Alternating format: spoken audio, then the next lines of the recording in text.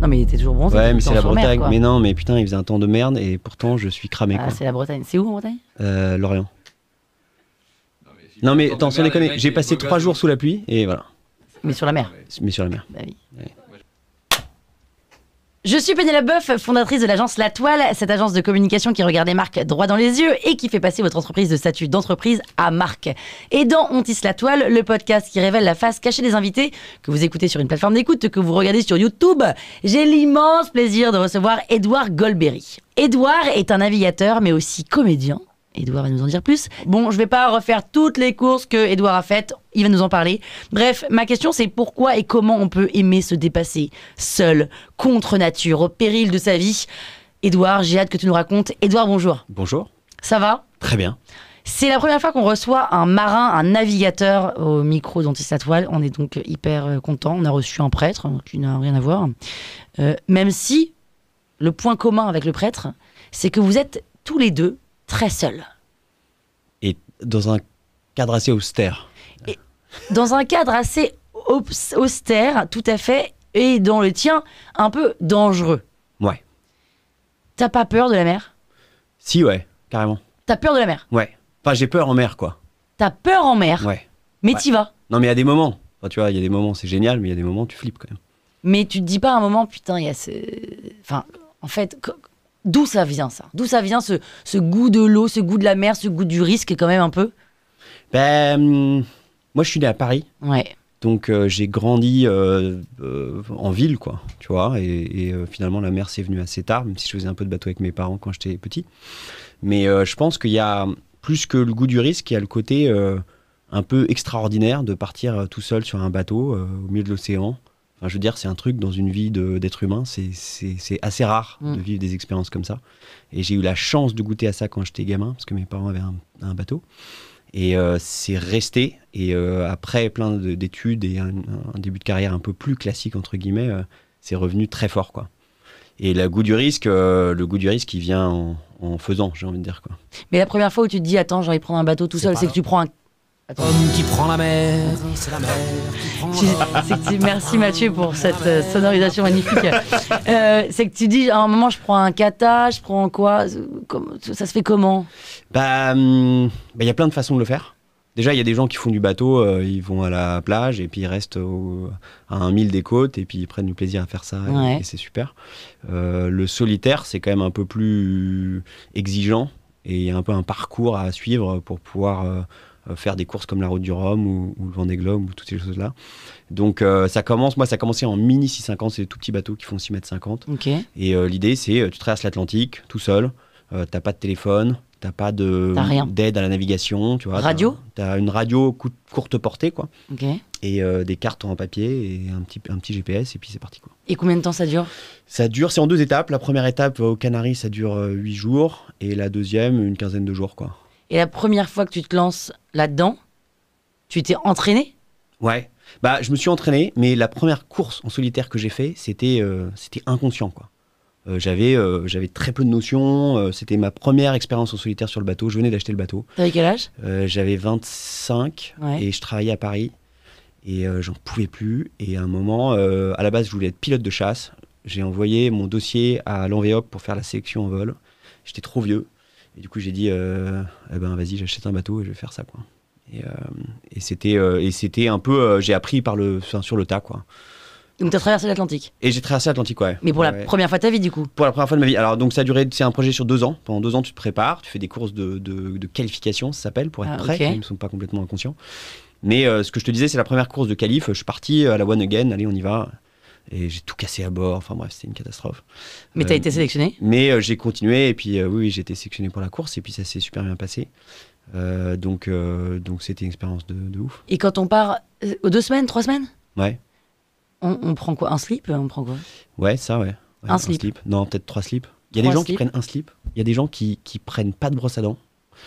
Donc ils ne savent pas les dents pendant 3 semaines. Je crois, ouais. En tout cas, quand tu vois les dents des navigateurs en moyenne, c'est pas Parce ouf, que tu te laves avec de l'eau de mer ou de... Non, ouais, de l'eau douce. Oui, mais de l'eau douce, tu en as besoin pour boire. Donc tu te la niques un peu pour te laver les dents. Ouais, alors il paraît que tu peux manger le dentifrice. Faut demander à Thomas Pesquet ça. Ouais. Je crois qu'ils ont parce qu'ils peuvent pas cracher, tu vois. Et je crois que tu peux le bouffer.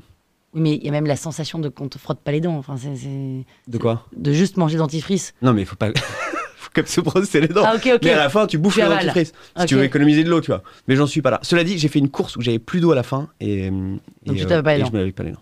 Et en fait, le lendemain, c'est chiant et puis après, t'oublies. Ah ouais, c'est un peu ça. Bah en fait, ça emmerde personne à part les autres qui Bah, sont à pas part là. toi, quoi. C'est pas très agréable, Oui, quoi. bah, ça dépend de la distance entre ta bouche et ton nez. Chaque personne est différente. Donc, tu prends 3 slips, une brosse à dents. Ouais. Quoi d'autre Bah tu t'as pas de fringues de ville, quoi. Tu vois, c'est des fringues techniques, des trucs qui sont respirants, machin. Tu prends pas de douche. Tu prends pas de douche, tu prends soit des lingettes en vrai, des D'accord. lingettes, ou tu peux avoir du savon qui marche à l'eau de mer, qui bulle à l'eau de mer, tu vois. Ok. Moi, je prends juste des lingettes, quoi. Tu fais ça une fois par jour si tu peux. Et c'est tout. Et c'est tout. Et Ouais. en termes de bouffe Et en termes de bouffe, t'as le choix entre le lyophilisé. Ça, Ah. c'est des trucs, tu vois, déshydratés, quoi. à la Thomas Que Pesquet. Voilà, c'est dégueulasse. Enfin, ça va pendant un certain temps, mais si tu bouffes ça pendant 10 jours. Et donc, c'est genre quoi, de la purée lyophilisée? Ah non, non, non, non, c'est un vrai plat. Tu vois, mon préféré, c'est fondu 4 fromages. Il est énorme. Ok, mais tu le Faut manges. pas le dire aux Suisses, hein, parce qu'ils détestent. Ah bah mais- oui. Et donc, tu le manges comme ça? Et Et tu ça le a manges, goût tu mets de l'eau, tu fais bouillir de l'eau. Ah, donc Tu fais attends, tout mais ce que sur tu ton peux. bateau. Ouais. Bah, t'as une petite bouilloire, tu vois, machin. Ok. Un jet boil. Tu fais tout ce que tu peux pour pas te cramer les mains, ce qui arrive régulièrement. Ouais. Tu mélanges, t'attends 20 minutes et tu manges. Et c'est ok. Eh ben, au début, c'est OK. Et après, tu te rends compte que le risotto au cèpe et la fondue 4 fromages ont le même goût. Donc, c'est qu'il y a quand même un problème quelque part. Mais les gens prennent ça parce que c'est moins lourd, non? Ouais, c'est ça, ouais. C'est moins lourd. Et si c'est moins puis lourd, tu vas c'est plus vite. compact. Et puis, tu vois, tout est. Et puis, tu t'as pas besoin de cuisiner, quoi. En gros, tu mets de l'eau et machin. Quoi. L'autre option, c'est des trucs sous vide. Et alors, ça, tu le réchauffes au bain-marie. Et c'est un plat qui a été cuisiné très longtemps, qui du coup se périme pas, quoi. Ou genre conserve cassoulet, tout ça, là. Ouais, mais en vrai, c'est assez développé maintenant, quoi. D'accord. T'as vraiment des trucs bons. Et plus t'es lourd, moins tu vas vite. Ouais. Et ton objectif, est-ce que c'est toujours d'aller vite ou c'est juste de terminer la course? C'est toujours d'aller vite. Mais intrinsèquement, c'est aussi de terminer la course. Bien sûr, mais le plus vite, le premier. Le premier ou le plus vite possible, quoi. Et toi, dès cette folie où tu y allais un peu, voilà, tu voulais la terminer ou être premier? Les deux, tu voulais être premier. Bah non, le truc c'est que moi j'ai pas un parcours. Enfin, il y a plusieurs. Encore une fois, il y a plusieurs manières d'aborder la voile. Il Ouais. y a des gens qui en font en compétition depuis qu'ils ont 5 ans. Et ils ont gravi les échelons, ils ont fait de l'optimisme, ils ont fait du machin, ils ont fait des. T'as fait les préparations Glénans olympiques. et tout? J'ai fait une fois les Glénans, ouais. Mais pas tous les ans. Mais si tu veux, j'ai pas fait de la compète depuis Ouais. que j'ai 5 ans, non-stop jusqu'à maintenant, quoi. J'ai toute une partie de ma vie où je faisais autre chose complètement. Et du coup, c'est une autre manière de progresser, c'est une autre manière de découvrir la voile. Et donc moi, l'élan initial, c'était pas tout à fait la compète, c'était, tu vois, je bossais à Paris, je prenais la 13 tous les matins, Tu faisais quoi? je bossais en finance, Ok. je fais des études d'ingénierie financière, maths, finance, tu vois. Et je bossais en salle de marché. Et en fait, dans la 13, j'écoutais Jacques Brel, j'avais un peu cette espèce de... Tu vois, j'étais nourri, j'avais un imaginaire très aventurier tout le temps, et qui n'était pas du tout raccord avec ce que je voyais autour de moi, avec le métro, avec la vie parisienne, que je juge pas, mais qui me collait pas. Et du coup, l'élan, c'était j'ai envie de vivre autre chose, j'ai envie d'être tout seul. Tu Ah, vois, c'est marrant, j'avais ça. envie d'être tout seul, putain, quoi, qu'on te foute la paix un petit peu, quoi. Ce que tu vis pas quand t'es dans une grande ville, quoi, Ah non. tu vois. Et plutôt que de faire une retraite dans Vallée de Chevreuse, t'as dit je vais aller sur un bateau sur l'Atlantique, quoi. Bah, après, il y a l'aspect sportif Ouais. et il y a l'aspect performance qui est quand même différent de partir en croisière, tu vois. Si tu fais une course, eh ben, il faut que tu fasses ce que tu fais le mieux possible. Donc, tu as une quête de perfection et puis d'équilibre à bord qui est passionnante et qui donne de l'épaisseur un peu à l'expérience. Sinon, tu pourrais partir avec un barbecue à l'arrière du bateau et te faire des... Oui. Tu vois. Et ça rejoint ton côté trader, finance, performance, quelque part, t'avais ce truc-là, quoi. Bah, ça crée une échelle de valeur. Tu peux faire le truc bien ou pas bien, quoi. Alors que partir en vadrouille, finalement, il n'y a pas de juge et il n'y a pas de... Et donc tu fais cette course d'Atlantique, là, Ouais. et ensuite, mais tu bossais encore. Au début, je bossais encore. Donc, j'étais en salle de marché. Je me souviens, j'allais dormir dans les toilettes parce que tu peux pas... en salle de marché, quoi. Tu vois, t'as les écrans, les machins. Le marché il est ouvert. Tu t'es là, tu prends des deals, machin. Et ben, tu peux pas dormir sur le bureau, quoi. Ça marche pas, quoi. Donc, du coup, j'allais aux chiottes et je dormais par terre dans les chiottes. D'accord. Et une fois que t'es rentré de ta course, t'es revenu au bureau? Non, après, c'était fini, c'était terminé. Ah oui. C'était terminé. Je suis jamais revenu. T'es jamais revenu. Je suis T'es jamais parti en revenu. disant je vais revenir, c'est jamais revenu. Ah non, je suis parti en me disant, je sais pas si je vais aimer ça, mais ce qui est sûr, c'est que je reviens pas là où je suis, quoi. D'accord. Et là, t'as gagné des sous avec cette course? Non. Ok. Et là, tu t'es dit, bon, maintenant, j'ai envie de faire ça de ma vie. Ouais, alors j'ai eu un coup de bol, c'est que déjà j'ai très bien marché pendant la course. Ok. J'ai pris une option super extrême le long de l'Afrique du Sud, de la Mauritanie. C'est-à-dire quoi? Une option Bah, super c'est-à-dire extrême. la course au large, c'est un peu comme un jeu d'échecs, mais à l'échelle de l'océan, quoi. Ok. Donc tu prends des options, tu Ah pars ouais, à gauche oui. pendant que les autres vont à droite, et puis si tu as du meilleur vent qu'eux, ben, tu vas finir devant. Mais tu prends un risque des énorme. paris, parce que, quoi. ouais, c'est Ouais. des paris un peu. Il y a un truc un peu adrénaline qui est assez fun. Et ben moi je suis parti très au sud pendant que tous les autres étaient déjà en train de faire la route vers Pourquoi? les Antilles. Parce que c'était un peu ma stratégie initiale. Et en fait, si tu veux, quand tu regardes le classement, les premiers, si tu vas d'est en ouest, les premiers qui font de l'ouest, eh ben, ils sont tout de suite premiers au classement, quoi. Pendant que les autres, ils descendent au sud. Parce que l'idée, c'est d'aller là, quoi. Sauf Ok. que sur le chemin, il n'y a peut-être pas de vent, quoi. Donc, il y en a plein qui ont commencé à faire de l'ouest. Et moi, ma stratégie, c'était d'aller beaucoup plus au sud pour chercher du vent. Hmm. Donc, quand je recevais le classement tous les jours, j'étais genre 45e, enfin une catastrophe. En dep, t'étais en dep là. Ah, j'étais en Ouais. dep total. Mais donc je descends. Et en fait, au moment où j'ai commencé à faire de l'ouest, j'ai vu beaucoup plus de vent. Et donc je me suis retrouvé sur le podium, troisième. En 2 jours, j'étais troisième et j'ai fait toute la course troisième et je finis quatrième. Ah, C'était- pourquoi? Ligne d'arrivée là, t'as pas. Ah, il y en a un qui m'a fumé. Putain. Putain, tu l'as pas vu venir. On est resté l'un côté de l'autre pendant genre 2 jours. Et en fait, ce salaud, il avait une radio. On a une radio à la main. Tu vois. Ouais. Moi, ma radio, elle était à l'intérieur du bateau. Donc quand je lui parlais, bah, j'étais pas en train de régler mes voiles et de régler le bateau. Lui, il avait un truc qui était à l'extérieur, donc il pouvait barrer et parler en même temps. Et il me faisait parler et tout. En plus, c'est un mec vachement marrant. Je pense qu'il m'a eu comme ça, quoi. Oui, mais c'est comme l'histoire de. Je vais dire de la merde. C'est comme l'histoire, je vais me tromper dans les noms, de Tabarly, Ouais. d'Alain Colas, bon, tout ça là. Ouais. Où en gros, ils ont dit machin est mort. Du coup, l'autre a pris son temps. Ouais. Et en fait, pas du tout. Oui, Et oui, du oui. coup, il a perdu de l'avance, quoi. C'était énorme. Ouais, Cette c'est ça, histoire, un peu elle le est même genre. incroyable. Ouais. C'est quoi le vrai truc là? Bah, c'est un peu ça. Tabarly a disparu pendant toute une phase de cette course qui s'appelle la Transat anglaise, qui va aller à Newport, je crois, à l'époque. Et en fait, il a réapparu, le truc un peu mystique, quoi, sorti de la brume. Pouf, Oui, il on a s'était gagné la dit, bon, course. bah ça va, il est plus là. Nanana, et puis en fait, Ouais. boum, tout le monde avait pris son temps. Et en fait, Ouais. c'est pareil. Ouais. Et je l'ai fait cette course, et c'était un truc, mais c'est un truc de barjot, quoi. C'est une course qui va à New York, donc c'est la course que j'ai fait après la première, Ouais. qui fait Plymouth, New York, en solitaire. Et comme la Terre est ronde, bah, le chemin, il est très au nord. Donc tu vas pas loin de là où a coulé le Titanic, tu vois, dans des endroits quand même un peu malfamés, où il fait froid, où il y a beaucoup de tempêtes. Ouais. Et on a eu tempête sur tempête, enfin, c'était un truc lunaire, quoi. On a eu tout le monde. T'es toujours tout seul. Bah, tout le monde, ouais, tous les autres Ah oui. bateaux. Et ça a duré 20 jours. Et je pense que je me suis dit que j'allais crever au moins 2 ou 3 fois pendant la course. Et tout d'un coup, t'arrives, t'as passé 20 jours tout seul, et t'es à New York, quoi. Enfin, je veux dire, Ouais, tu remontes l'Hudson, tout d'un coup, truc lunaire, tu passes à côté de la Statue de la Liberté, tu gardes le bateau, et là, tu sors avec un copain de la course, et t'es sur Times Square, enfin, le truc. Et il y a des gens qui t'attendent, ta famille. Il y avait mes parents qui étaient là, ouais. Ouais. Parce que t'as envie de voir des gens après ou en fait t'as envie de voir personne. Pas C'est quoi? trop, bah, Ouais. c'est compliqué de se réintégrer à la société. Ah oui. Donc tu l'as pas. Si t'as parlé en radio avec des gens quand même. Ouais, bah, pendant cette course, j'ai pas trop parlé à des gens. Parce que c'était dur tout le temps, et j'ai eu des phases où j'ai un problème de pilote automatique, donc je pouvais plus. J'étais obligé de barrer tout le temps, donc de jamais dormir. Mais comment tu fais pour pas dormir? Enfin, un moment, faut que tu dors dormes. pas, jusqu'à ce que tu commences à avoir des hallucinations. Je commençais à voir mon père qui me gueulait dessus parce que je réparais pas la voile assez vite, en vrai. Et j'ai failli tomber à l'eau en réparant une voile d'ailleurs, parce que mon pilote a lâché en pleine nuit, enfin le truc un peu cata. Et je suis arrivé, j'avais perdu une voile qui était passée à l'eau, truc con. Je louais le bateau, donc il fallait que je rembourse En tu vois, le plus, truc. ouais. J'arrive à New York et je vais dans un bar genre à 3h du mat avec un pote qui arrivait derrière moi. Je me mets debout sur une table et je dis cherche un boulot à New York. Et j'ai chopé un taf, genre 2 jours plus tard, j'étais serveur dans un resto, tu vois, un truc. Pour rembourser ta voile. Pour rembourser ma voile. Ça a marché, hein, putain. Et t'as bossé pendant quoi? 2 mois? J'ai bossé 1 mois, mais le gars était pas super sympa. Ah. Je suis vraiment pas fait pour être. Ça marche pas, quoi. En Tu sais, entreprise parce que les commandes aux US, Ouais. ils changent. Genre, tu prends le menu, tu prends chaque élément et tu peux le changer, quoi.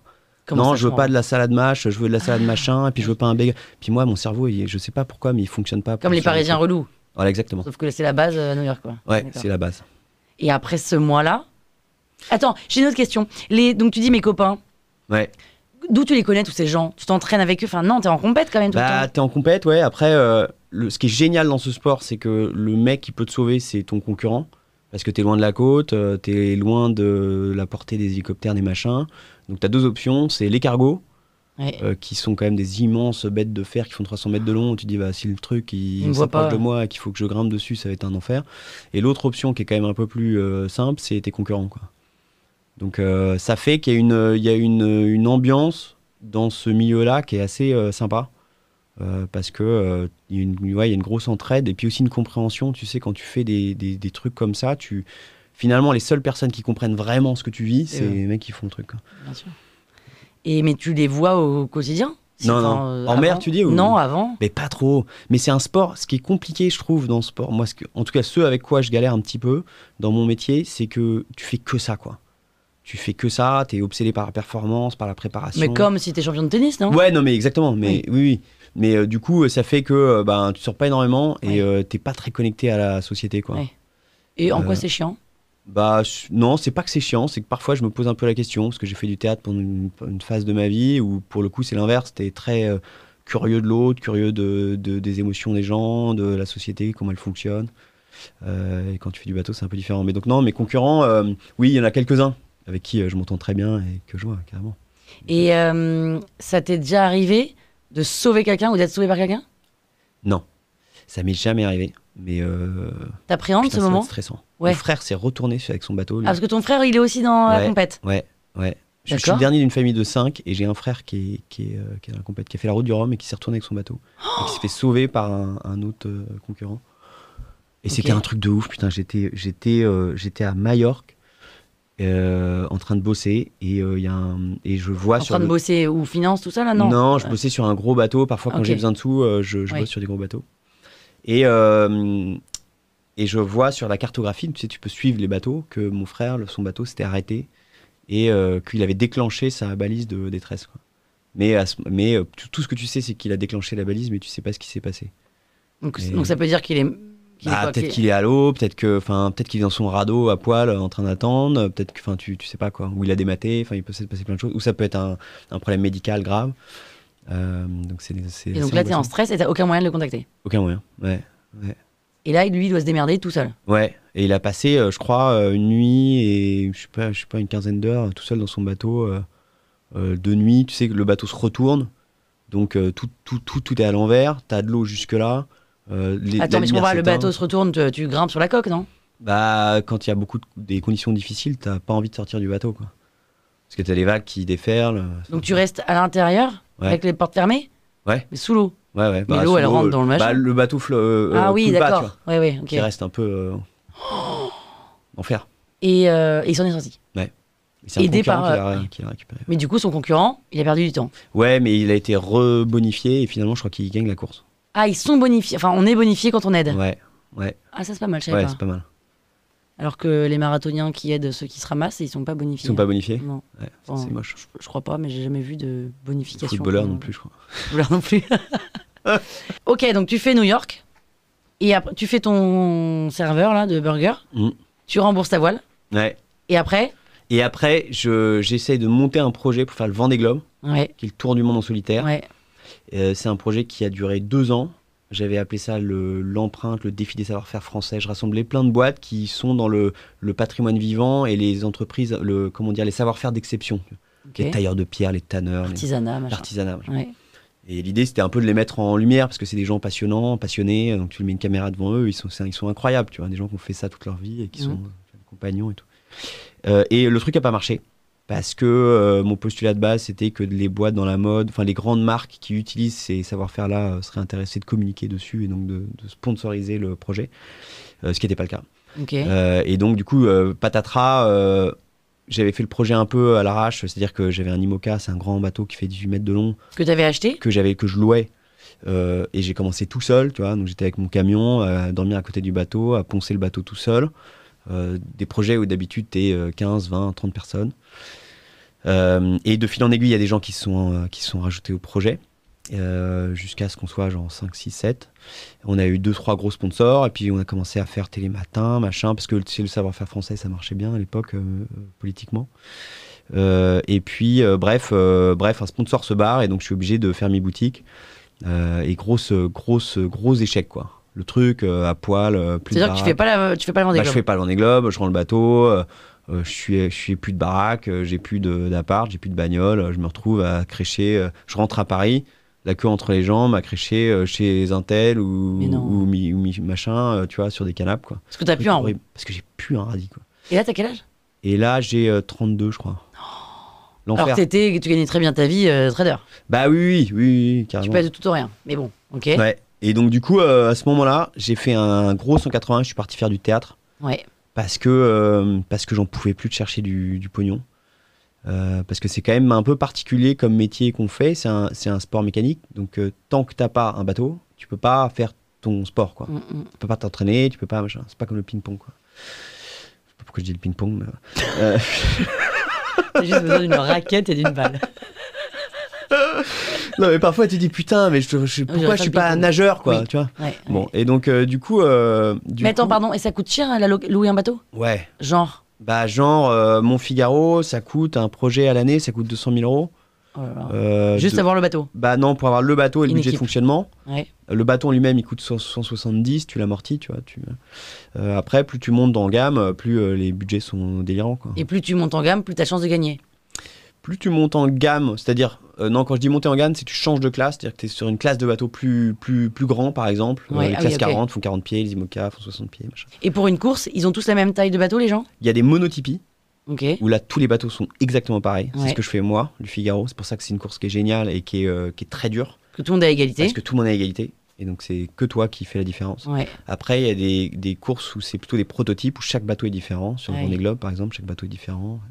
Et donc là, le budget crée quand même pas mal de Eh oui. différences entre les bateaux. Et souvent, les gagnants sont ceux qui ont des bateaux de ouf. Pas Ou toujours. En fait, pas forcément. Ouais. Ou pas toujours le meilleur D'accord. bateau de la planète. Mais Parce pas le que c'est plus que ça pourri, reste un jeu de météo, quoi. Hein, donc, Oui. oui, et il y a de la casse matérielle, c'est un sport mécanique. Mais je te disais ça pour dire que Théâtre. j'en avais marre de chercher du pognon et donc du coup j'avais envie de me reconnecter aussi à quand tu fais du solitaire, c'est quand même un peu extrême, quoi. Tu vois, tu vis des émotions super fortes mais tout seul. Et il y a un moment, moi j'étais en déficit de partage et d'émotion avec les gens. Et le théâtre, c'était bizarrement un super remède à ça. En fait, c'est fait pour ça, le théâtre, tu vois. C'est pour créer du lien entre Oui. les gens, pour qu'il y ait de l'émotion qui circule. Pour se faire du bien. Et se faire du bien, ouais. C'était un peu dingo, quoi. Combien de temps? J'ai fait 3 ans, 4 ans. Et pendant 3-4 ans, plus de bateau. Bah, j'ai envoyé, je sais pas, 2000 dossiers de sponsoring en me disant, tu vois, peut-être qu'il y a une boîte qui va repartir, mais j'arrivais pas à trouver. Ah, de des sponsor. marques. Donc, il n'y a que les marques qui peuvent sponsoriser, en fait. Bah, il y a de tout. Il y a des marques, il y a des assureurs, Oui, des voilà. assurances, des banques. Oui. Bah, après, tu pourrais avoir un mécène privé, mais enfin, c'est quand même T'as un pas peu ça. rare. C'est pas trop l'idée, quoi. Non, d'accord. L'idée, c'était pro et t'es là pour apporter un service de com, de branding, de machin. Mais là, à ce moment-là, tu avais gagné que 2 courses. Enfin, gagné, tu avais participé à 2 courses. Ouais. Et ça suffit pour avoir un sponsor? En fait, l'histoire, c'est qu'est-ce que tu racontes, quoi. Oui, c'est ça. Qu'est-ce que Toujours tu incarnes, qu'est-ce que tu racontes, qu'est-ce que la marque peut raconter avec toi, et puis est-ce qu'elle croit en toi sportivement, est-ce que tu as montré que tu étais capable de faire des choses bien.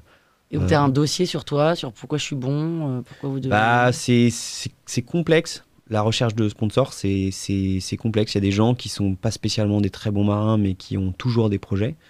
D'autres qui sont des très très bons marins et qui n'ont jamais une thune. Parce que ça reste un métier de la communication. Tu vois, tu es quand même en train de défendre les valeurs d'une marque. Tu es en train de raconter une histoire. Et moi, je pense que j'essaie de me rattacher au fait que si ça existe, on apporte quelque chose à la société, quoi. Autre que juste faire ton truc pour toi, ton aventure et ton sport. Et donc, il faut être capable de le partager, quoi. Mais ton sponsor, il a il a son nom sur ta coque. Il a son image sur le bateau. Après, tu fais ce qu'on appelle des activations. Tu les emmènes naviguer, tu emmènes naviguer les salariés ou les clients, les prospects, les machins. Tu crées une histoire pour la marque, quoi. Tu réinventes un peu l'histoire de la marque avec le support, avec le bateau. Ou tu peux faire ça aussi avec une association. Tu prends une entreprise, une asso, une entreprise qui est attachée aux valeurs de l'asso dans sa RSE et tu utilises le bateau comme vecteur pour communiquer sur leur engagement avec l'association. Et il y a combien de marins qui cherchent des sponsors par course? Beaucoup, je pense. Je crois qu'il y a un gros biais du survivant. C'est-à-dire, t'as l'impression que c'est... En fait, quand tu cherches du sponsoring, t'as tout le temps l'impression que c'est facile parce que tu vois les autres mecs qui ont plein de sous, mais tu vois pas Tous ceux qui galèrent. Ouais, tous ceux qui galèrent. Il y en a Comme dans énorme. l'entrepreneuriat, Oui, c'est j'imagine. ça. Tous ceux qui, les boîtes qui se. Mais en qui se fait, c'est un ramassent. job d'entrepreneur, quoi. C'est beaucoup de galères, quoi. Et ce que je trouve un petit peu différent, c'est que tu te vends toi-même, quoi. J'ai pas un produit, tu vois, j'arrive pas avec... et ça, c'est un peu chiant parce que faut réussir à se détacher, en même temps, tu te vends, en même temps, tu... Il n'y a pas d'agent de navigateur. Si, ça existe, ouais. Moi, Ça, je t'as pas travaille avec une agente et je suis en discussion avec une autre agence en ce moment.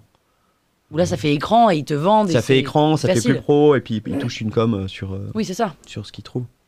Et ok, donc théâtre, bon, mais là, bateau, mais rien. Ouais, Pas de course, quoi. non, pas de course. Ça ouais. te manque à ce moment-là? Ah ouais, grave.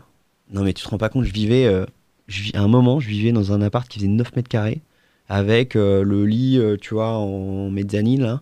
Et quand je m'allongeais dans mon lit, j'étais à, je sais pas, genre à cette hauteur-là du mur, quoi. Enfin, du plafond, quoi. Et je me réveillais la nuit avec des sueurs froides, en me disant putain, faut que je me barre. C'était horrible. Et en même temps, le théâtre était incroyable, l'expérience était géniale. Mais la vie à Paris, je l'avais déjà expérimenté avant, c'est difficile pour moi. Il y a beaucoup de bruit, il y a beaucoup de... Je sais pas comment expliquer, mais je pense que une fois que tu as quitté Paris, tu te rends compte de l'agression que c'est Bien sûr. d'être dans cette ville, quoi. Ouais. Quand bien même elle est magnifique pour plein de raisons, mais ouais. Quand je reviens, je me rends compte. Le métro, dans la rue. Ça les bouchons. me prend à la gueule, quoi. Ouais. Oui, c'est vrai, quand on y vit tout le temps et qu'on n'est pas parti, on se rend pas compte. Ouais. Et en même temps, il se passe des trucs incroyables. Quand je suis arrivé ici depuis le métro, j'ai croisé un mec. Il avait le chapeau. Je sais pas si tu connais ce chapeau. C'est le chapeau parapluie. C'est une espèce de serre-tête là. Ah oui. Et t'as au-dessus de la tête un Ouais. parapluie multicolore. Il avait l'air français? Qu'est-ce que tu veux dire, Penny? Non, parce que il y a beaucoup d'Asiatiques qui ont ça, Alors, c'était pas un asiatique. pour se protéger du soleil notamment. Alors voilà. Mais en tout cas, je l'ai vu passer. Oui, il avait l'air très français et très, très content de lui-même. Très content de son truc. Enfin voilà, il avait l'air bien, quoi. Et je l'ai regardé. Je me dis mais qu'est-ce qui se passe dans la tête de ce mec pour porter ce chapeau, quoi? Et ça se trouve, c'est lui qui a tout compris, quoi. Et oui, il s'en fout. Et ouais, il s'en fout complètement. Oui. C'est génial. Comme toi avec tes... Comme avec mes cornes. Ouais. Bah oui, j'adore mes cornes, je m'en fous. Mais tu vois, ce truc-là, en fait, c'est Ouais. une anecdote à la con, mais ce qui est cool dans Paris, c'est que c'est quand même, c'est un peu un bordel, c'est foisonnant. C'est comme Londres, comme New York, c'est quand même des villes où il se passe beaucoup de choses. Quand tu vis proche de la mer et que tu fais que un truc, parfois c'est quand même un peu, t'as l'impression d'être un peu cornerisé. Et ok, et théâtre, et après, tu t'es dit, il faut que je me casse. À un moment, du coup, tu te casses. Eh ben non, j'ai cherché du blé. Attends, et là, pour tu partir. gagnes ta vie comment, là? Je gagne ma vie, je suis intermittent du Ah, spectacle. quand même, t'as réussi à avoir tes 507 heures. Ah, et tout. carrément. Alors, je faisais du théâtre immersif. Qu'est-ce que c'est? Théâtre immersif, c'est un concept qui avait commencé à New York et en gros, tu vis, le spectateur vit la pièce de théâtre Ah oui, de marrant. l'intérieur. Comme, comment ça s'appelle à New York? Sleep No More. Sleep No More. Et donc ici, il y a un truc qui s'appelle le Live Thriller, qui est assez Ouais. incroyable, qui était en haut de TripAdvisor, des trucs à faire à Paris, effectivement, c'était un truc de ouf, c'était super bien scénarisé, enfin ça existe encore d'ailleurs. Donc tu avais plusieurs lieux dans Paris, tu fais une enquête policière et tu es guidé, enfin tu fais partie de l'histoire, tu fais partie des flics qui enquêtent et tu as rendez-vous dans un coin de rue avec un flic qui est habillé en noir, c'est toutes les infos que tu as et il t'embarque dans l'histoire, quoi. Et, Toi, tu jouais ça. et moi je jouais le flic, flic. quoi. Enfin il y a deux rôles, je jouais le flic et le clodo. Et le clodo, c'est énorme. Non, mais le clodo, c'est un truc de ouf. C'est-à-dire que je te mets au défi tu prends juste une fringue un peu sale Ouais. et tu te déplaces un peu bizarrement dans la rue. Ouais. En 2 secondes, les gens changent de trottoir. Ouais, c'est ouf. Et je pense que c'est une des richesses du théâtre, tu vois, c'est de pouvoir se mettre dans des situations comme ça et de sentir ce truc-là, Vivre. Ouais, ce que d'être vivre. ostracisé complètement. Ouais. C'est hardcore.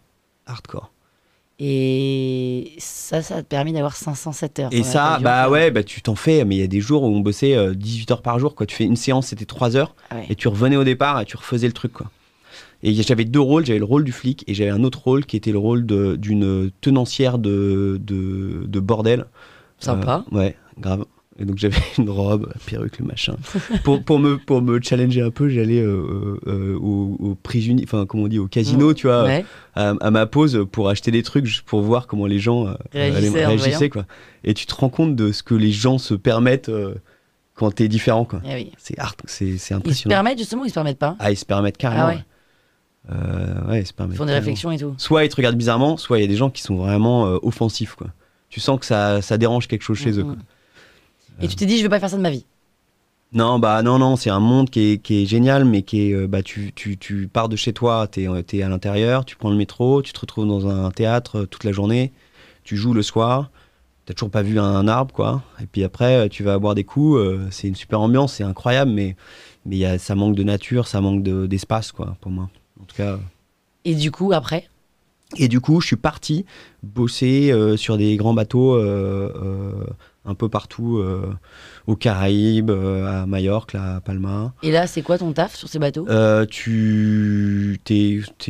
Moi, j'étais first mate, c'était le numéro 2 du bateau. Donc, tu gères le bateau, la technique, les manœuvres, et tu gères les guests, donc les propriétaires ou les invités, machin. Parfois, tu tiens la serviette pendant que les gens, monsieur et madame, sont en train de se baigner.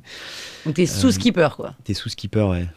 Parce que moi, c'était pas mon métier de base, puis j'ai pas spécialement envie de rester là-bas. Puis je faisais de la musique aussi à côté, donc je jouais dans les bars à Palma. J'écrivais mes chansons. Tout seul, toujours. Tout seul. C'était génial parce que je jouais pour des Espagnols quand on avait rien à foutre, donc je pouvais faire un peu ce que je voulais. Et ça te dérange pas d'être tout seul ? T'aimes bien ? Ouais, j'aime bien, ouais. J'aime bien. Après, c'est un faux tout seul, la course au large, parce que t'as quand même plein de gens, je me suis rendu compte après, t'as plein de gens qui te suivent, et qui te regardent, et il y a un peu un rapport au manque, tu vois. Qui est-ce qui a envie de te revoir quand tu reviens, à qui est-ce que tu manques quand tu pars. Fait. Donc Ça écrème. Ça écrème un peu, et puis ça... Ouais, en tout cas, et puis intérieurement, ça fait une sélection sur les personnes qui comptent vraiment pour toi. Mais ouais, tout seul, moi je me suis construit tout seul, je pense, beaucoup. J'étais pas du tout adapté encore, donc j'ai grandi à Paris, j'étais à l'école, dans une école de bonnes sœurs.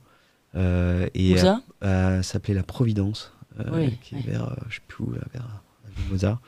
Et j'étais pas du tout adapté au système scolaire. J'étais beaucoup, comment on dit, bullied en français, tu sais, y a pas de mot en fait pour ça.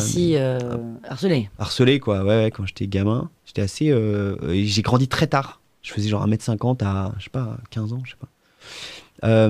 Et donc, et mes parents étaient des entrepreneurs, ils avaient monté leur boîte ensemble et qui périclitaient un peu quand moi j'ai grandi. Et donc, ils étaient pas très présents. Donc, ouais, je me suis pas mal construit tout seul. Je me souviens partir à l'école et puis revenir, attendre que mes parents partent et revenir à la maison. Et passer ma journée tout seul à la maison. Quoi. Et je regardais des films d'aventure, des trucs comme ça. Donc, il y avait déjà un peu l'appel de l'aventure, d'un truc un peu plus grand, un peu plus... un peu plus... Je sais pas comment expliquer ça, mais... Un peu plus large que la vie que plus immense. Plus immense, ouais. Et donc la mer, donc t'as peur ? Ouais, parfois, pas tout le temps, mais parfois. Mais c'est un peu... Déjà, il y a plusieurs stades. T'as le départ d'une course, c'est un peu comme le début d'une pièce de théâtre. Tu te chies dessus, quoi. Ouais. Et puis il y a un peu le même truc, quand une pièce de théâtre démarre, ça s'arrête jamais, quoi. Donc tu sais que quand tu vas mettre un pied sur scène, c'est le début du truc, et il faut pas que ça s'arrête jusqu'à la fin, quoi. Et une course de bateau, c'est exactement pareil. Et donc il y a cette espèce d'adrénaline très étrange. Tu vois, imagine, tu fais un tour du monde en solitaire, tu te lèves le matin dans je sais pas, t'es dans une chambre d'hôtel qui est proche du départ ou quoi. Tu fais tu fais tes lacets, là, tu dis là, je suis en train de faire mes lacets, je vais peut-être pas les défaire avant je sais pas combien de temps, et je pars tout seul faire le tour du monde, quoi. Et là, tu te dis quoi ? C'est quoi qui se passe en tête ? C'est hyper bizarre, t'es déjà un peu parti, tu flottes un peu sur un petit nuage, et puis t'as une espèce d'adrénaline et puis de stress très fort. Et de je veux gagner. Ouais, c'est là, mais dans ces moments-là, ce qui est dur, c'est la peur du contact, de se taper un autre bateau sur une ligne de départ. Tu vois, là, par exemple, la Solitaire du Figaro, il y a 40 bateaux. Ouais. C'est engagé, quoi. Les départs, s'il y a du vent fort, il y a très souvent des collisions. Moi, j'en ai eu 2 déjà cette année. Et du coup, tu perds ? Enfin, tu t'arrêtes ? Si tu peux continuer, tu continues. Si tu peux pas, tu t'arrêtes. Et donc, ton truc aura duré 1 minute 30 ? Ouais, c'est vrai. Et il y a des mecs à qui ça arrive, tu prépares un projet de 2 ans et ça dure 1 minute 30. Sauf que là, tout le monde fait hyper gaffe, j'imagine, sur la ligne de départ. Bah ouais, mais en même temps, c'est Yala, c'est comme sur la place de la Concorde, il faut... faut y aller, quoi. Comme en vélo dans Paris, tu vois, quand tu repenses à comment t'as été sur ton vélo... Ouais, tu te dis, putain, j'aurais pu crever 3 fois. Vraiment... Ouais. Ok. Voilà. Et là, comment tu t'es préparé pour... Bon, donc, nous enregistrons cet épisode au mois de juillet, donc t'es pas encore parti. J'espère que tu es toujours sur la mer au moment où... et que ça n'a pas duré 1 minute 30. Que ça n'a pas duré 1 minute 30. Comment tu t'es préparé là ? Alors, il y a plusieurs phases dans le projet. Moi, je suis un peu un projet entrepreneurial, parce que c'est moi qui cherche mes financements. Oui, j'ai vu d'ailleurs, il y a un mois, donc au mois de juin, tu cherchais encore des sponsors. Ouais. T'en as trouvé ? J'en ai trouvé quelques-uns, des petits sponsors. Genre, c'est quoi, 2000 ou c'est 10, 20, C'est 30 10, 15, 10, 15, okay. par là. Parce il que faut le budget combien ? global, c'est 200 000. Faut que tu trouves 200 000 pour être flat. Pour être pour être flat et avoir des voiles propres et que le bateau soit en bon état et avoir un préparateur et être dans des bonnes conditions, il faut 200 000 euros. Ok, donc et là, tu as combien? Je suis très loin. Donc, d'accord. Je suis très loin, j'ai beaucoup, mais donc du coup, c'est juste que t'as pas de préparateur, t'as des voiles de merde, enfin, tu t'enlèves des couches de performance et après, tu choisis, est-ce que je la fais quand même ou est-ce que je la fais pas, quoi. Et si tu la fais pas, tu rembourses tes sous qu'on t'a donné de sponsoring? Eh ben ouais, si tu la fais pas, dans les contrats, c'est marqué, je rembourse mes sous. Mais bon, l'idée, c'est que tu la fais, quoi. Mais t'as pas des copains riches? Eh ben, j'ai pas. Tu sais, c'est ce que m'a dit mon agente. Elle m'a dit, toi, ton problème, Edouard, c'est ton réseau. Mais oui, parce que tous ces gens, tu dis, c'est pas des bons marins, enfin pas forcément, mais je veux dire, c'est pas les meilleurs marins et pourtant ils ont des sponsors. C'est que du réseau, ça. Ouais, c'est beaucoup du réseau. C'est beaucoup. Et C'est puis, love c'est and de la family, chance. quoi. Tu sais, tu tombes sur la bonne boîte au bon moment avec un boss, de préférence un boss qui aime bien la voile, mais après tu peux lui faire Oui. découvrir. Mais aussi qui a besoin de communiquer. Enfin, si tu veux, c'est pas. L'idée, c'est que t'amènes un service, quoi. T'amènes un reach, donc l'audience, t'amènes une image. Est-ce que ça vous intéresse de retravailler l'image de la boîte avec la voile? Est-ce que ça vous intéresse de communiquer sur la valeur de la voile avec vos salariés? Enfin, C'est quoi, toi, tes valeurs? Qu'est-ce que, en sponsorisant Edouard Golbery, qu'est-ce qu'on véhicule? Bah, c'est une très bonne question. Je pense que j'ai un profil un peu différent, comme tu vois. Je suis pas quelqu'un qui a fait de la voile toute sa vie. Pas du sérail? Je suis pas du sérail. J'aime beaucoup communiquer sur ces projets-là parce que ça m'est arrivé assez régulièrement que des gens changent de vie après des échanges, après des conférences et tout. Et je trouve que c'est un des rôles de notre sport, d'inspirer les gens à prendre des risques, à se lancer, à tout ça. Et je pense que mon atout, c'est surtout ça, c'est être capable de communiquer humainement sur le projet. Parce que voilà, je n'ai pas de honte à dire que je suis quelqu'un qui doute énormément dans mes projets parfois, que je suis pas un monstre, tu vois, de concentration, de performance, de machin. Mais pour autant, tu peux gagner. Mais pour autant, je peux gagner et je m'engage à fond. Et voilà. Est-ce que tout le monde dit pas ça? Un petit peu. Mais donc, c'est quoi ton point de différenciation? Bah, quand tu tombes amoureux de quelqu'un, est-ce que tu peux vraiment dire pourquoi tu tombes amoureux de quelqu'un? Non, mais quand même, t'as un truc, tu vois. Bah, c'est une vraie question. Eh ben, Mathieu, tu peux aider Edouard. Mais c'est ton boulot, c'est toi l'agence. Non, mais je sais, mais on peut participer. Marion, est-ce que tu peux aider Edouard? Ah, déjà, tu penses bien. Ah, ça, c'est pas mal. Donc, est-ce que point UV pourrait pas... Exactement. Point UV. Facecam, point UV. Alors, c'est quoi la marque de crème solaire Non, bah crème non, solaire, Biafine, c'est trop tard. crème solaire noire, là. Tu sais, point Soleil noir. noir. Soleil noir. Soleil noir. Ok. Non, mais en vrai, ça pourrait être une crème de cosmétique. Tu rigoles, mais j'ai écrit à des boîtes de cosmétiques récemment qui font de la crème solaire, Ouais. qui se reconnaîtront. Du Pierre Fabre, ils font pas de crème solaire, si, ils font Aven.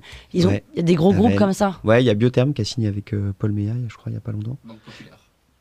Ouais, bah Bank Pop, après, c'est plutôt des gens sélectionnés. Là, pour les gens qui viennent du CRI, pour le coup, souvent sont sélectionnés par une marque qui arrive et qui dit je veux faire de la voile, qui est-ce que je prends et qui prend le top player, quoi. Oui, normal. Mais en fait, si tu veux, moi, l'histoire que j'ai racontée, c'est pas ça. L'histoire que j'ai racontée, c'est à un moment, tu peux te donner le défi de faire un truc, même si t'es pas parfait, même si t'as pas fait ça toute ta vie, et ben, t'y vas, quoi. Et pourtant, ça te suffit pas. T'es pas d'accord avec moi? Non, mais je me mets juste à la place d'une marque et je me dis oui, bah, pardon Edouard, mais moi je vais prendre le voisin qui a gagné plus de courses que toi. Bah, je sais pas. Ça dépend. Est-ce qu'il communique bien? Ou j'ai envie d'aider. Ou alors mon truc, c'est un peu de l'intrapreneuriat. Imaginons que j'ai une énorme boîte de je ne sais pas quoi. Il y a beaucoup d'intrapreneuriat dans une boîte. Tu vois, par exemple, Vinci, ils ont beaucoup d'entrepreneuriat avec des incubateurs et tout. Bah, j'ai envie d'aider. Quelque part, t'es un entrepreneur. Ouais, après, il y a aussi des valeurs, tu vois. Typiquement, je prends Tanguy Le Turquet, il fait un projet avec une asso qui s'appelle Lazare, qui je crois, qui font des colloques entre les sans-abri et des personnes qui travaillent. J'espère que je dis pas de conneries. Mais son projet, c'est ça, il défend les valeurs de cette association. Il y a plein d'entreprises qui rentrent dans le projet pour aider à porter les valeurs de l'association et à travers le projet voile, tu vois. Et donc là, typiquement, lui, il gagne pas les courses, il est sur le Vendée Globe, mais son bateau peut pas vraiment gagner les courses parce que c'est un bateau d'ancienne génération. Et quand bien même, il a plein de sponsors. Il a des sponsors et les gens s'engagent dedans. Pourquoi? Parce que l'histoire qu'il raconte, elle est canon. La manière dont il communique, elle est canon. C'est bien. Mais où? Sur ces réseaux? C'est essentiellement là? C'est où? Sur les réseaux, ouais. Principalement sur les réseaux. Ouais. Et toi, d'ailleurs, t'es hyper actif sur les réseaux. Ouais, T'es c'est à vrai. fond, t'as des vidéos et tout. Et donc, Ouais. quand t'es tout seul sur ton bateau, T'as tout un matos spécial GoPro, je sais pas quoi. Non, je fais tout avec mon À téléphone. Je fais plutôt à l'arrache et j'essaie de faire le plus simple possible. Mais ça fait 12 ans que je fais du bateau et ça a beaucoup évolué.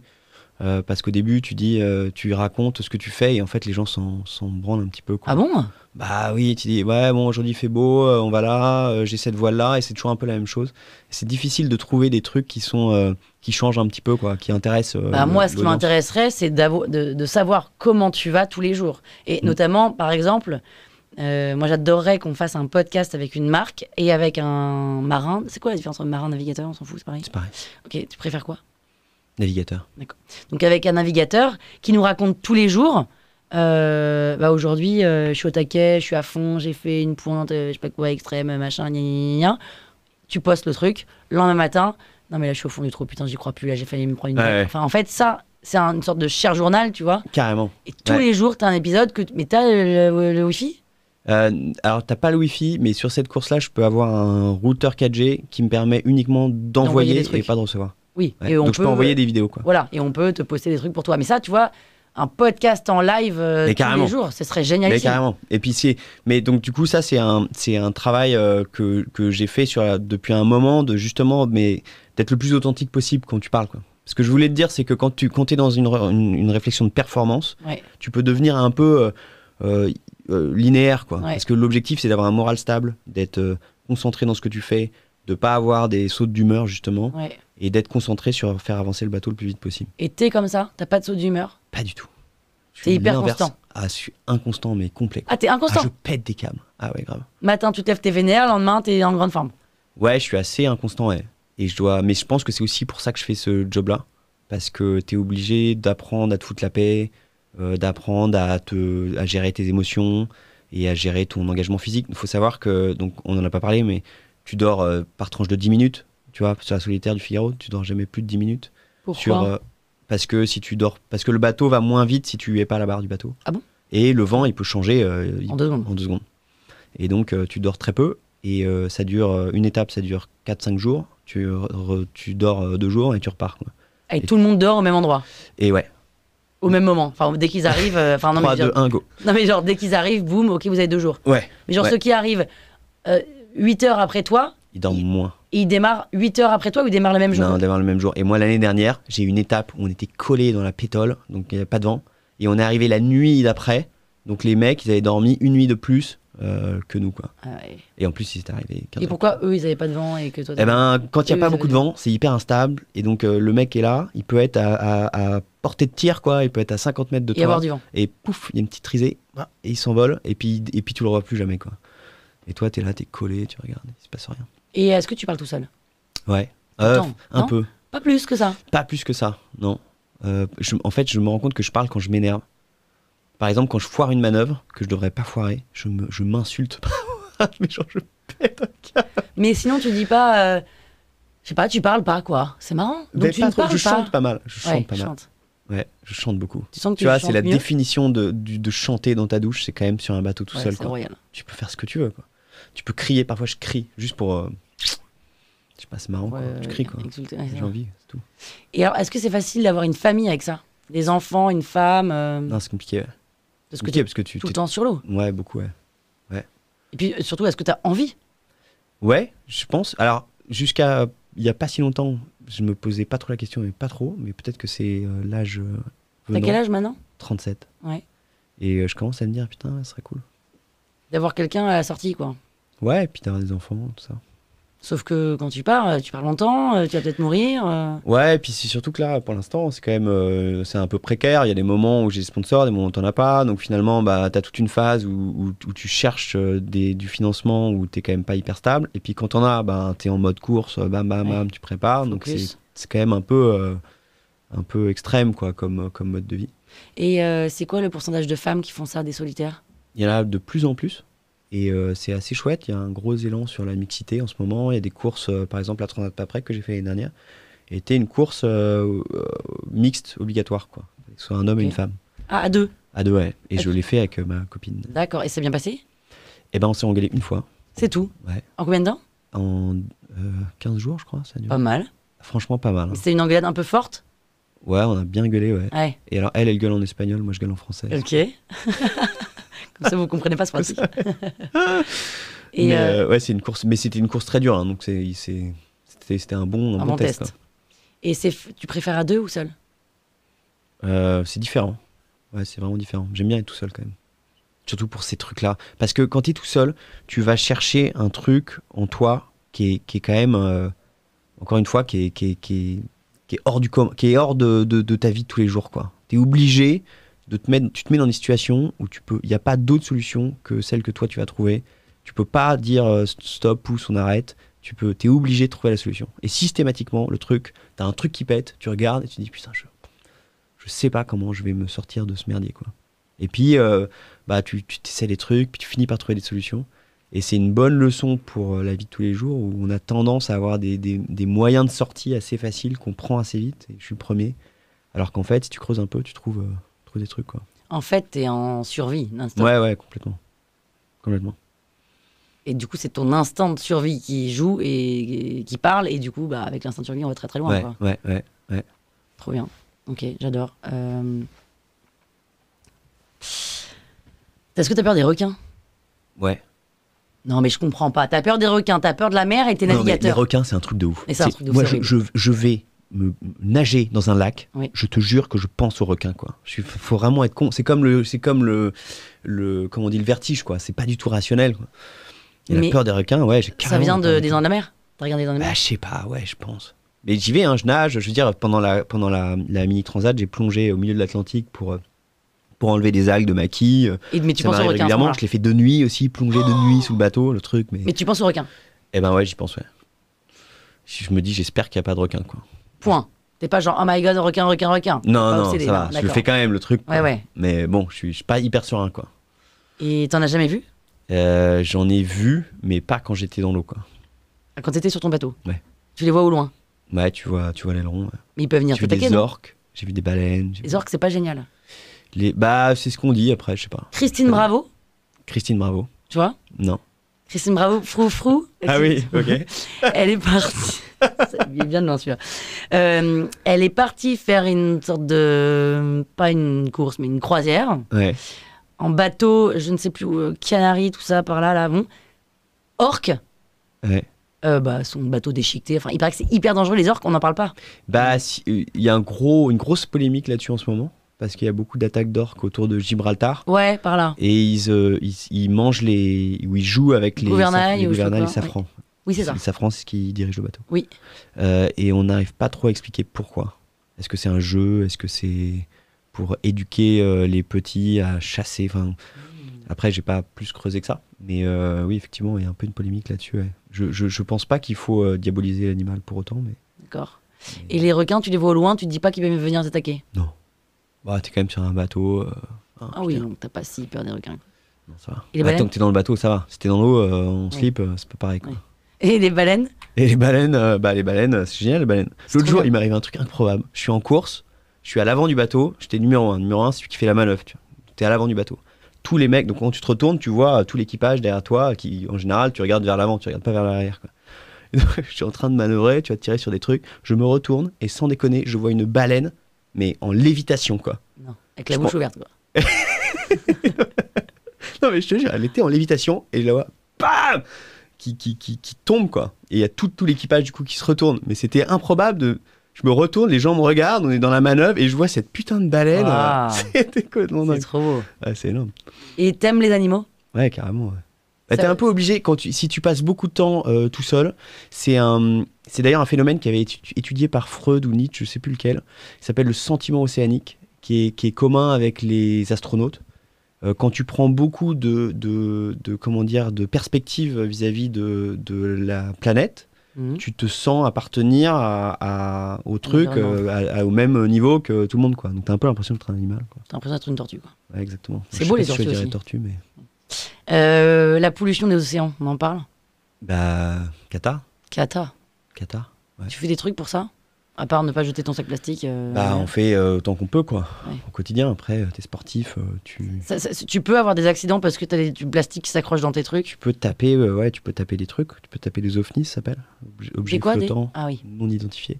Donc des containers, des trucs comme ça. Donc oui, ça t'impacte. Après, tu vois aussi visuellement. Puis il y a aussi le réchauffement des eaux, tu vois, l'invasion des sargasses. Quand tu fais une transat en mai, par exemple, la transat après que j'ai fait l'année dernière, où j'étais avec Alicia, la femme de ménage du bateau, quoi. Tu passes ton temps à enlever des algues toutes les 5 minutes. Mais un océan d'algues, quoi. Un truc complètement délirant. Parce qu'en Martinique, là, les 15 premiers mètres après c'est que les algues. Ouais. Et ça vient d'où? Bah, ça arrive, je vais te dire une connerie. D'accord, ça vient de quelque part, quoi. Ça vient du sud et ça remonte. C'est qui pour toi le ou la plus grande navigatrice? Bah, je pense que les Français, on dit tous Tabarly, parce que c'est un peu lui qui a lancé la course au large. En France, surtout, qui a fait que c'est tellement un sport, c'est hyper rare. Hein. Enfin, c'est vraiment spécifique à la France, la course au large en solitaire. Et on a beaucoup de chance pour ça, d'avoir des sponsors qui s'y intéressent, des marques qui se lancent là-dedans. Et c'est pour ça qu'il y a beaucoup de gens qui viennent d'un peu partout dans le monde pour faire de la course au large en France. Donc je pense que c'est clair que c'est un emblème énorme. Après, il y a énormément de coureurs au large qui m'inspirent beaucoup, comme Loïc Perron, tu vois, parmi d'autres, quoi, qui sont des gens Perron, qui partagent il est tellement plutôt jeune, bien. lui, ça fait longtemps, Loïc Perron. Ouais. Mais c'est un navigateur incroyable, et surtout c'est quelqu'un qui partage son expérience en mer de manière vraiment passionnante, je trouve. Il y a un truc chez lui dans la manière dont il s'exprime que je trouve super chouette. Il est où, Manureva? Bah, je sais pas. Ouais, on sait pas. Ah, on sait pas. On saura jamais. Bah, ouais. Bah, il y a une chanson du coup. Oui. Mais c'est triste, je trouve, de C'est- pas savoir. Bah, C'est ouais. horrible. C'est horrible. C'est horrible. Pour les gens qui restent, c'est horrible. C'est horrible. Mm. Est-ce que tu veux nous chanter Manureva? Ça fait longtemps qu'on n'a pas entendu Manuel. Ça C'est quand la dépend- dernière ça, fois Ça dépend le typologie de radio que tu écoutes. J'écoute pas beaucoup la radio en vrai. J'écoute pas Manureva sur mon bateau. T'as vu comment j'arrive à Ouais, esquiver joli. Je me souviens plus Mais du en tout même de la- temps, tu sais quoi? N'écoute pas Manureva sur ton bateau. Ouais, je crois pas, non. Pas sûr que ça porte Non. tellement. Enfin, tu vois. Non, c'est pas ouf. Mais tu peux écouter la musique? Ouais, carrément. T'as un J'ai transistor? un sound system. Un sound system. Eh ouais, Bose? je suis un boomer de ouf. Ouais, j'ai un truc Bluetooth et puis j'ai un casque parfois, même si en vrai c'est pas génial parce que tu Oui. t'isoles un peu du bateau et des bruits du bateau qui sont quand même importants. Mais du coup, tu as fait toi-même ta playlist parce que tu peux pas aller sur Spotify, quoi. Eh ben, sur Deezer, tu peux pré-télécharger Ah oui, les voilà. trucs. Donc t'en télécharges plein. Donc j'ai 1000 albums, quoi. Et parfois, ce qui est marrant, c'est de demander à des gens de te faire des playlists. Ah, Et ouais. tu les classes par nom, quoi. Ça te dit vraiment quelque chose sur Sur la personne. sur la personne. Mmh. Une fois, je suis parti, que j'ai fait la première course, la Mini Transat. J'avais fait un projet avec les Enfants du Canal, qui est une asso à Paris qui propose des logements aux sans-abri. Ok. Et c'était génial parce que les mecs, ils sont venus m'aider à préparer le bateau, à faire des tâches simples, mais c'est des gens à qui on n'a pas donné de responsabilité depuis longtemps. Et donc qui étaient super excités, quoi, à l'idée qu'on leur putain, ok, je vais t'aider, vas-y, ils mettaient des numéros sur les trucs. Il y a un mec qui a écrit des messages hyper philosophiques, en fait, il se trouve que c'était un Polonais qui était philosophe, qui était passionnant, bon, bref. Et il y a un Roumain qui m'avait fait une playlist. Et c'était que de la musique roumaine, et c'était l'enfer. Et j'ai essayé de l'écouter, mais Et t'as pas réussi. putain, j'ai pas réussi. Donc, messieurs, dames, Edouard Golbery cherche un ou des sponsors. C'est super pour une marque de sponsoriser un bateau, du sport, la performance, le dépassement de soi, le dépassement au-delà de ses limites. Finalement, est-ce que c'est pas ça, les croyances limitantes, hein? Est-ce que t'en as des croyances limitantes, toi? Non, tu peux être capable de tout. Bah, je passe mon temps à aller travailler, quoi. C'est ça. Mais t'en as quand même? Bah, grave. Ah ouais? Ah ouais. Mais genre quoi? Bah, moi, la solitaire du Figaro, c'est un peu comme si tu faisais Roland Garros, quoi. Donc tu te pointes et t'as Federer. Enfin, je simplifie un Oui, peu, mais mais tu peux battre Federer. bah, croyance limitante ou pas? Oui. C'est la question, quoi. Bien sûr que tu peux battre Federer. Et voilà. Tout le monde peut battre Federer. Bah ouais, Bah oui, parce que Federer, il peut tout d'un coup il peut se péter la il peut se péter la gueule, il peut se casser la jambe et ne plus pouvoir jouer. Et là, t'as un créneau. Et là, tu Exactement. t'enfiles dans la brèche. Voilà. Edouard, est-ce que tu préfères que cet épisode ne sorte jamais ou que cet épisode sorte, mais que personne ne l'écoute? Ça n'a aucun sens comme question. Aucun. Je préfère qu'il sorte quand même. Mais que personne n'écoute. Bah, je l'écouterai moi. Non. Ah merde. Bah, il sort. Bah. Mais ça n'a- J'arrive pas à répondre à la question. Mais sors-le l'épisode et puis Mais on verra. voilà. Et puis si personne l'écoute. Eh tant bah, pis. personne Et n'écoute, voilà. ils savent pas ce Et qu'ils ont voilà. raté. L'écoutez pas, messieurs, dames. Ah voilà, l'écoutez pas. Merci Edouard. Merci à toi. Salut. Oh là là, c'est fou ce métier. Mais attends, je comprends pas. Moi, je vais te trouver un sponsor, moi. En vrai. Tu m'as bien, Tu peux pas mettre la toile sur une voile en énorme comme Si ça je veux bien, mais tu m'as bien fait chier. C'est une vraie question, hein, l'élément Ça, différenciant. c'est pas normal que tu l'aies pas en vrai. Ah ouais, grave.